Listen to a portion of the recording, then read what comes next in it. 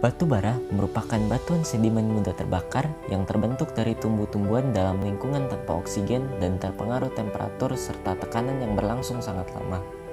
World Gold Institute tahun 2018 menjelaskan bahwa batu bara adalah salah satu sumber energi yang penting bagi dunia. Digunakan untuk menghasilkan listrik hampir 40% di seluruh dunia. Di Polandia, penggunaan batu bara lebih dari 94%. Afrika Selatan 92%, Cina 77%, dan Australia 76%. Di Indonesia sendiri pada tahun 2018, sebagian besar energi yang berasal dari pembangkit listrik, khususnya batu bara 50%, diikuti gas bumi 29%, energi terbarukan 14%, dan bahan bakar minyak 7%. Perkembangan produksi batu bara di Indonesia juga pada tahun 2018 menempati posisi keempat sebagai negara penghasil batu bara terbesar di dunia. Ini menyebabkan bahwa batu bara masih menjadi sumber energi utama, terutama pada pembangkit listrik dan juga sektor industri hingga pada tahun 2050 mendatang.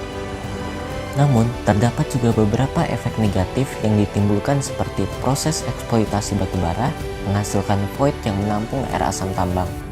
Air asam tambang memiliki pH yang rendah, serta cenderung mengandung logam berat seperti zat besi dan zat mangan yang tinggi, dan dapat menyebabkan berbahaya bagi lingkungan. Selain itu, pembakaran batu bara pada PLTU menghasilkan limbah fly ash yang berbahaya bagi pernafasan.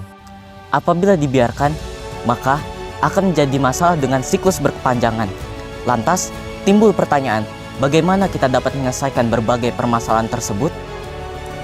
Modifikasi geopolimer fly ash batu bara sebagai adsorban dalam netralisir air asam tambang adalah penelitian yang dilakukan untuk mengatasi kedua permasalahan tersebut.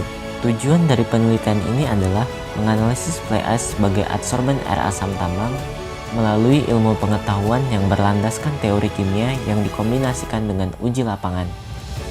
Mengetahui pengaruh antara aktivasi fly ash yang berbeda terhadap hasil pengolahan air asam tambang. Menganalisis ketepatan modifikasi geopolimer fly ash ideal agar dapat menghasilkan adsorban berkualitas, dan menganalisis tingkat efisiensi aktivitas fly ash secara maksimal dalam netralisir air asam tambang. Fly ash dinilai mampu menetralkan air asam tambang dikarenakan sifatnya yang basah. Fly ash juga dapat mengabsorpsi logam berat setelah melalui aktivasi yang tepat untuk membuka pori-pori adsorban lebih banyak dan meningkatkan kapasitas adsorpsinya. Pada aktivasi kimia, 5 sampel fly ash berbeda dicuci dengan menggunakan aquades untuk menghilangkan zat pengotor. Kemudian diaktifasi dengan NaOH, HCl, dan campuran NaOH plus HCl. Sedangkan pada aktivasi fisika, sampel fly ash dipanaskan dengan suhu 100 derajat Celcius selama 24 jam.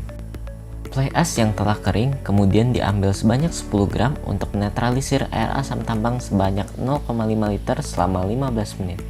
Parameter utama dalam menentukan keberhasilan penelitian ini adalah pH air, konsentrasi zat besi, dan konsentrasi zat mangan. Dari proses pengujian tersebut, maka didapatkan hasil pengamatan terhadap 5 sampel fly ash dengan aktivasi yang berbeda. Pada sampel fly ash dengan aquades menunjukkan warna yang lebih terang di antara sampel yang lain. Melalui analisa dengan XRF, terlihat bahwa fly ash dengan aktivasi aquades memiliki konsentrasi SiO2 yang paling tinggi di antara sampel yang lain, yaitu sebesar 41,69% dan Al2O3 sebesar 19,08%. Kenaikan konsentrasi tersebut disebabkan oleh hilangnya lapisan glesi pada permukaan adsorban, sehingga konsentrasi kedua senyawa lebih mudah untuk keluar ke permukaan. Sedangkan penurunan konsentrasi disebabkan oleh sebagian senyawa terlarut hilang ketika proses aktivasi berlangsung. Pada pengujian efisiensi total didapatkan efisiensi total fly ash dengan aquades sebesar 94,04%, fly ash dengan HCl plus NaOH sebesar 94,34%, fly ash dengan NaOH sebesar 90,52%, fly ash dengan HCl sebesar 13,28%, dan fly ash murni sebesar 88,18%.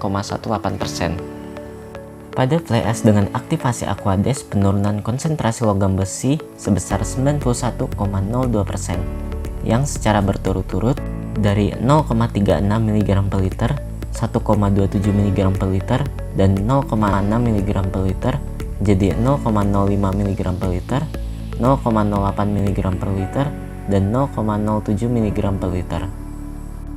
Pada sampel ini, pH rata-rata yang didapat adalah 6,4. Selain itu, penurunan konsentrasi logam mangan sebesar 97,07% yang secara berturut-turut dari 1,662 mg per liter, 4,665 mg per liter, dan 5,512 mg per liter menjadi 0,005 mg per liter, 0,005 mg per liter, dan 0,336 mg per liter.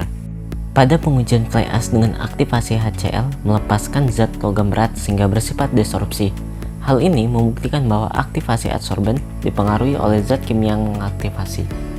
Didukung oleh pengujian MANOVA atau Multivariate Analysis of Variant yang menunjukkan pengaruh variabel independen dan dependen dengan akurasi sebesar 95%.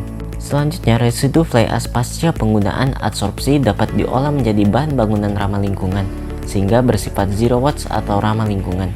Kesimpulan dalam penelitian ini bahwa fly ash dapat dimanfaatkan menjadi adsorben melalui pemberian aktivator yang tepat. Serta residu fly ash pasca penggunaan perlu diolah lebih lanjut dengan konsep zero watts agar tidak membahayakan bagi lingkungan.